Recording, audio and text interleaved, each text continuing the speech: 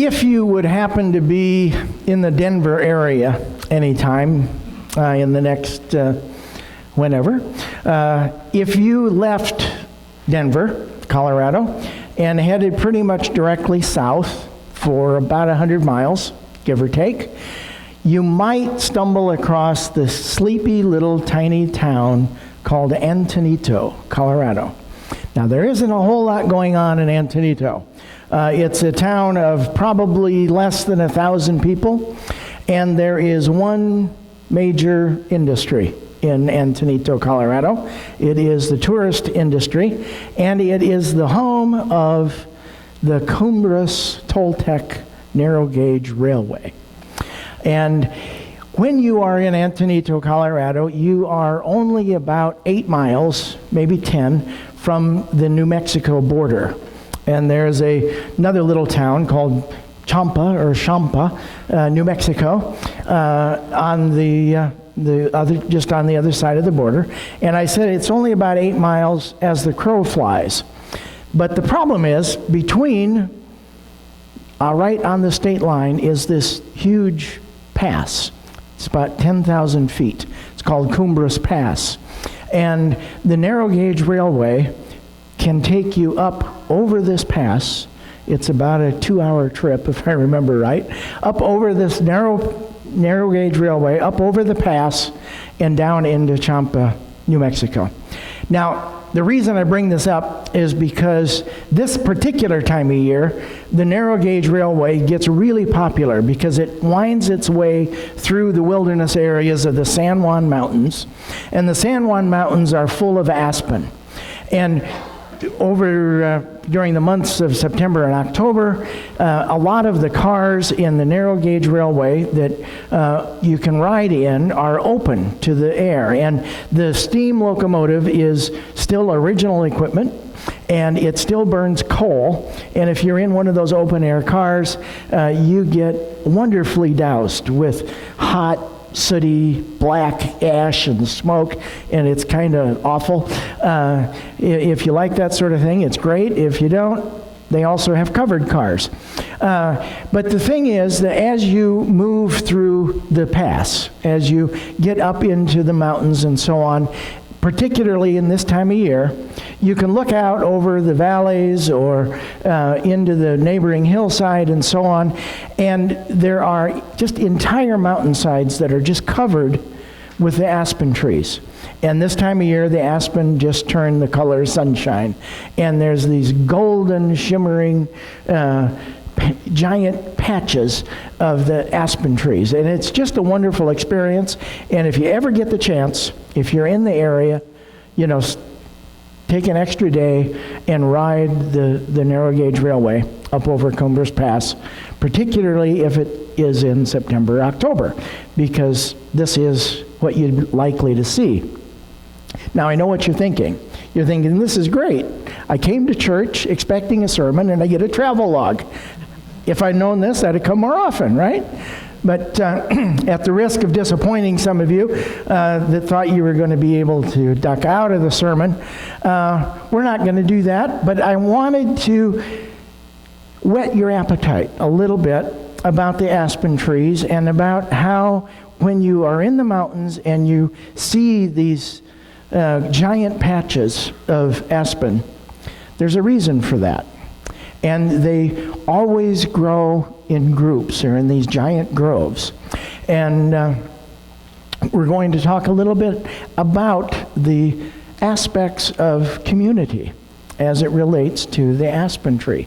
I mentioned last week that I thought our pumpkin patch was just such a great example of what it means to be in community, because we have the community of the Elsie Valley coming to us as our community reaches out beyond these walls into the community.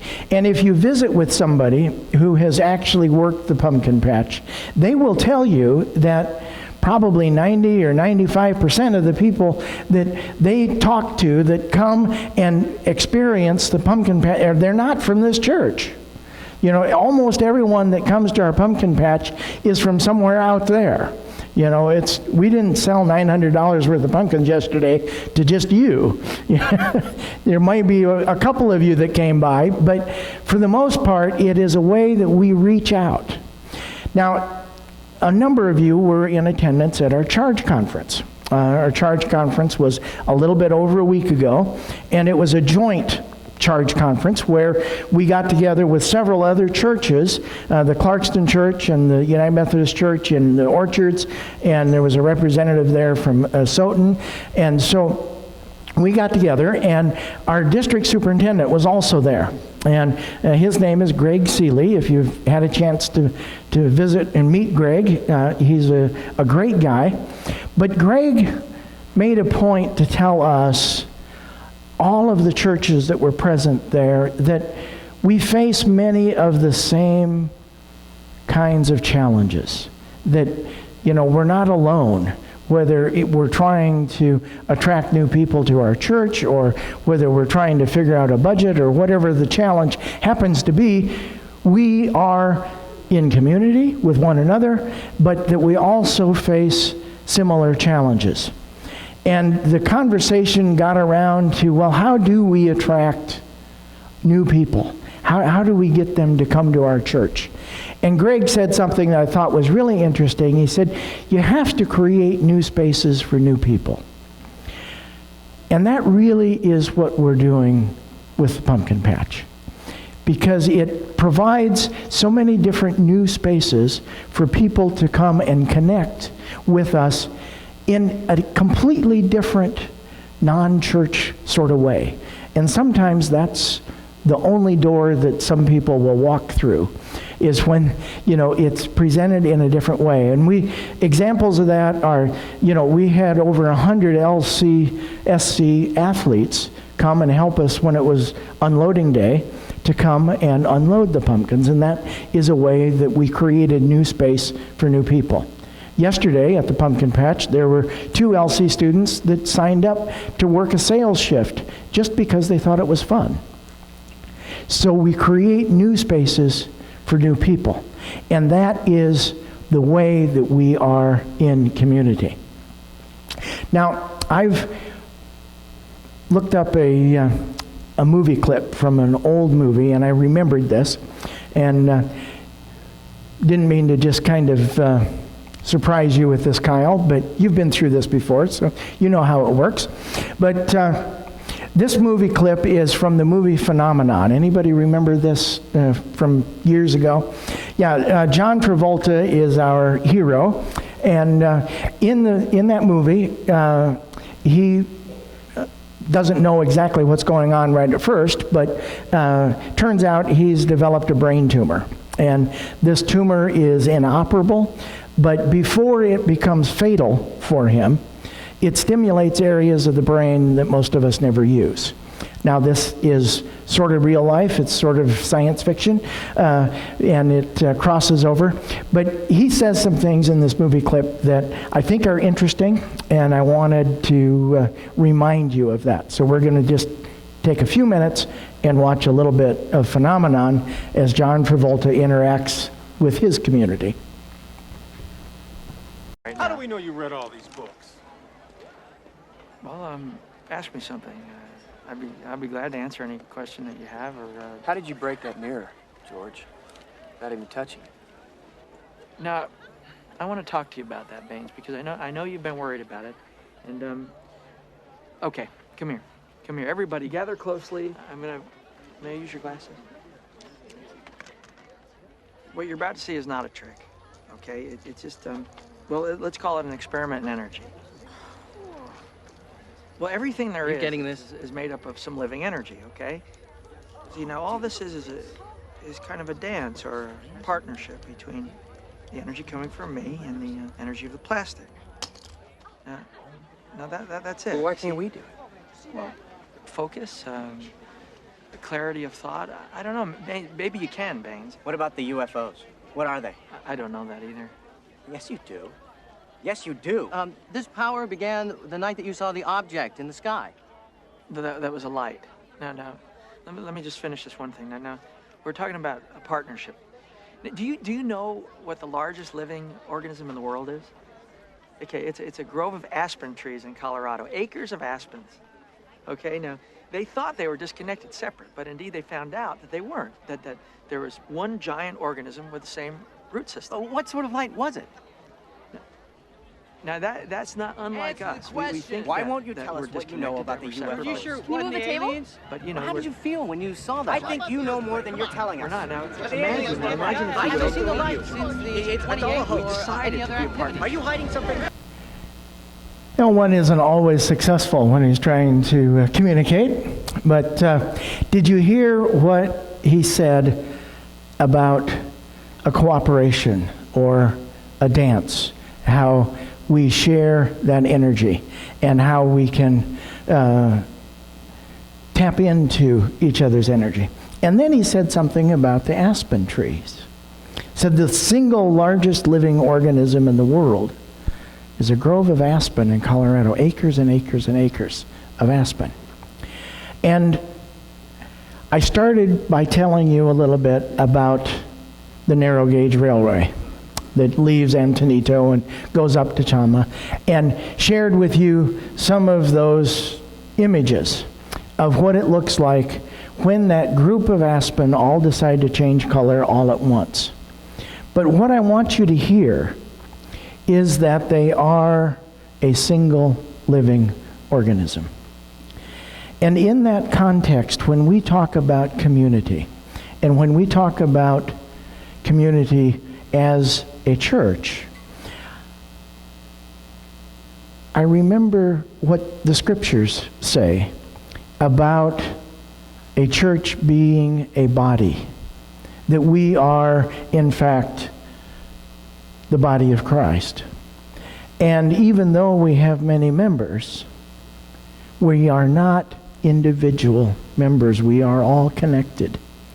And we need to think like we are a single living organism. Now, there's a reason that the aspen trees grow the way that they do. One of the reasons is because they have a very shallow root system.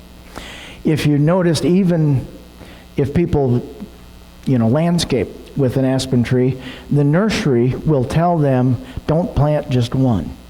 You need to plant at least 3 or 4 together in a little group because of the shallow root system, and they just do better when they're in community like that.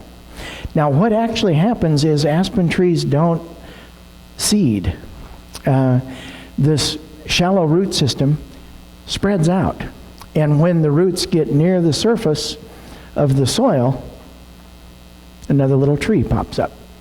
And then over here, another little tree pops up.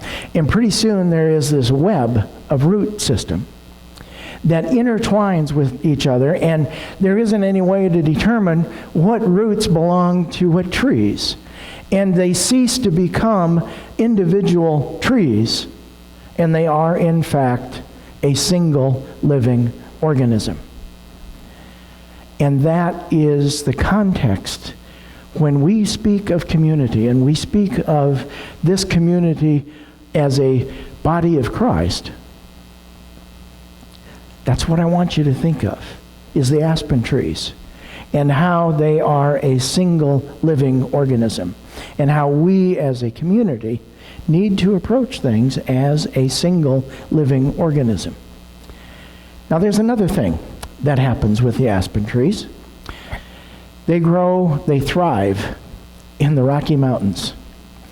Now, I don't know if you've ever tried to dig a hole in the Rocky Mountains, but they're called the Rocky Mountains for a reason, and it isn't real easy. The soil is not nice. It doesn't grow things real well. And so this real shallow root system can't go very deep because of the way that the soil is. But what happens as those roots go out, they intertwine with each other, and they form this bed of web fingers that kind of hold, and the aspen literally, not just figuratively, but literally, they hold each other up. The winters in the Rocky Mountains can be a little harsh. It's not just the temperature, but the winter winds blow, and that root system that is intertwined with each other, they hold each other up in those winter winds. You get heavy snow in the Rocky Mountains, and that intertwining of the root system, they hold each other up. You even get avalanches in the mountains. And believe it or not, because of the way that the roots hold each other up, most times the aspen also survive the avalanches. Because they are not individual trees, but because they are a single living organism. We have our challenges before us. We have our ministries that we reach out to the community. We have things that are going on. And almost always something goes wrong. We plan, we prepare, we try to get all of the ducks in a row, or we cross our T's and we dot our I's, but still, things happen. We need to share each other's burdens, like it says in Galatians. We need to hold each other up. And we need to approach our outreach, not as this committee or this individual or that individual, but as a single living organism. Because that is the key to survival, that is the key to sustainability, and that is the key to thriving in what otherwise could be considered rocky soil.